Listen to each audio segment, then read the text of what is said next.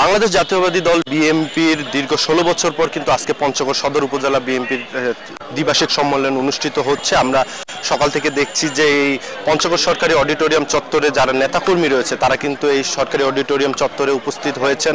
এখনো আমরা লক্ষ্য করছি যে বিভিন্ন মিছিল নিয়ে কিন্তু যারা নেতাকর্মী রয়েছেন তারা কিন্তু এই সরকারি চত্বরে আসছেন এবং তাদের হাতে আমরা বিভিন্ন রকম ব্যানার ফেস্টুন আমরা লক্ষ্য করছি। আমি জানিয়ে রাখি যে দীর্ঘ 16 বছরের যে বিষয়টি ছিল, 16 বছর কিন্তু এই সম্মেলন থেকে এই জেলার পাশাপাশি সারা দেশের যারা দলীয় নেতাকর্মী ছিল তারা যেমন বঞ্চিত ছিল, সেই সময়টিতে দলীয় কার্যক্রম পরিচালনা করে আসলেও কিন্তু আজকে আমরা দেখছি যে দীর্ঘ 16 বছর পর কিন্তু উন্মুক্তভাবে তাদের যে দলীয় কার্যক্রম সেটা পরিচালনা করছে। আমরা জানবো যে এখানকার যারা নেতাকর্মী রয়েছে তারা কি বলছে। পূর্ণ নির্বাচন ভিত্তিক একটা গণতান্ত্রিক পরিবেশের মাধ্যমে কাউন্সিল অনুষ্ঠিত হচ্ছে।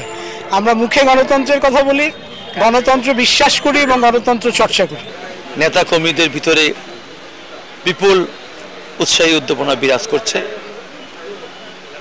এবং এই সম্মেলনের মধ্য দিয়ে এবং আমাদের কাউন্সিলরদের মতামতের ভিত্তিতেই এই উপজেলায় নতুন নেতৃত্ব আসবে।